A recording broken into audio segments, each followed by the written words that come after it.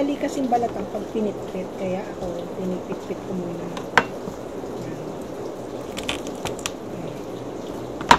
Madali siya ngayon balatan, napitpit na siya.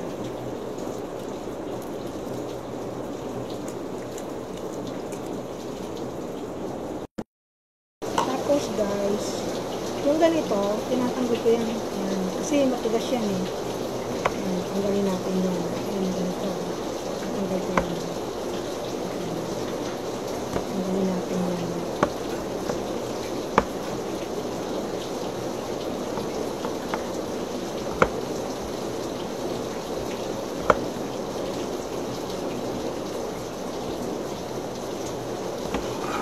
Pag natanggal na natin, syempre, iwain natin siya ng maliliit.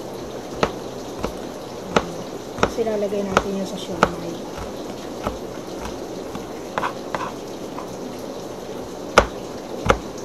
Gusto ko kasi sarili kong gawa eh. Ayaw nung bibilin ko sa labas.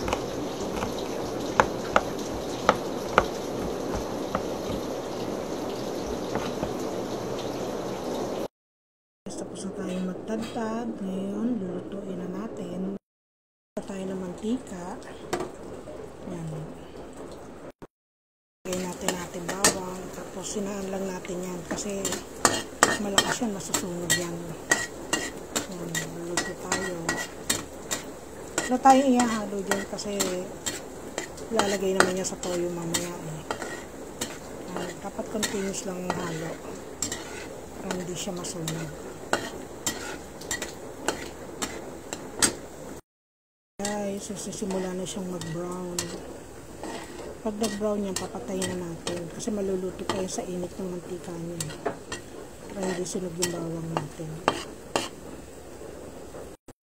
Guys, brown na siya. So, papatayin na natin siya. Kasi maluluto tayo sa init ng mantika niya. Pero dapat continuous ang halo. Para hindi siya masunog.